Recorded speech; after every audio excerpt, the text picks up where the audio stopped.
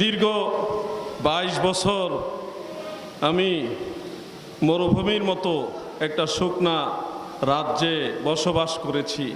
আমার দয়াল পীর দস্তগীর খাজা বাবা শাহ সুফি ফরিদপুরি কুদ্দিসা সিররুহুল আজিজ পীর কেবলা জান হুজুরের ওফাত বরণের পরে খাজা বাবা রওজা শরীফে যাইতাম আর নালিশ দিতাম, হুজুর আপনার কাছে বসার যে স্বাদ, যে পিপাসা, এই স্বাদ পিপাসা আমি কোথায় গেলে পাবো, কার কাছে গেলে পাবো?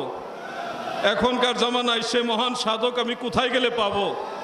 আল্লাহ তাআলা আমার খাজা বাবার উসিলায়, খাজা এনায়েতপুরীর উসিলায় এই মুর্শিদপুরের মহান ওলির সন্ধান আমাদেরকে দান করেছেন। পীর কেবলা জান বলতেন, বাবা অতি ভাগ্যের গুণে কামিনীর কোল, অতি ভাগ্যের গুণে কামেল পীরের বোল। আল্লাহ তাআলা যাকে খাসভাবে দয়া করে সেই ওলি আল্লাহর সন্ধান পায়। হে বাংলার মুসলমান, হে সারা পৃথিবীর আশিকান, তোমরা যদি সত্যিকারে ওলি আল্লাহ দেখতে চাও, যার জবান দিয়ে আল্লাহর হাবিবের প্রেমের কথা বের হয়, যার চক্ষু দিয়ে মদিনাওয়ালার প্রেমে চোখের অশ্রু বিসর্জিত হয়, সেই আশিকে মুস্তাফা জামানার মহাওলি খাজা বাবা মুর্শিদপুরে, এতে কোনো সন্দেহ নাই। তোমরা চলে আসো এই মুর্শিদপুর দরবার শরীফে। খাজা এনায়েতপুরীকে তোমরা যদি অনুভব করতে চাও, মুর্শিদপুরে হুজুরের কাছে আসো। খাজা বাবা শম্ভুগঞ্জকে যদি তোমরা অনুভব করতে চাও, মুর্শিদপুরে চলে আসো। সমস্ত ওলি আল্লাহদের ফায়েজ খাজা হুজুর মুর্শিদপুরের কাছে তোমরা পাইবে, এতে কোনো সন্দেহ নাই। কেউ জানে না, কেউ বুঝে না, করে যে অবহেলা, শেষ জামানার শেষে বাবা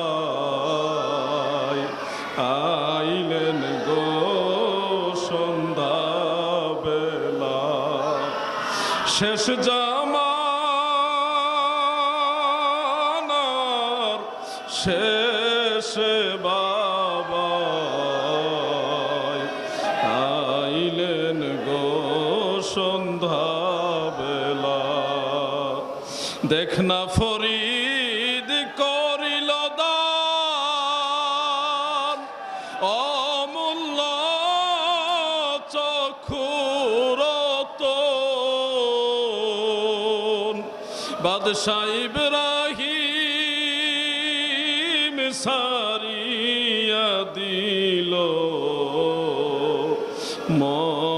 মহামূল্য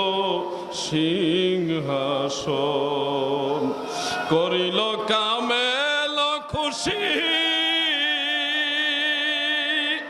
উদয় হইল ভাগ্য শশী,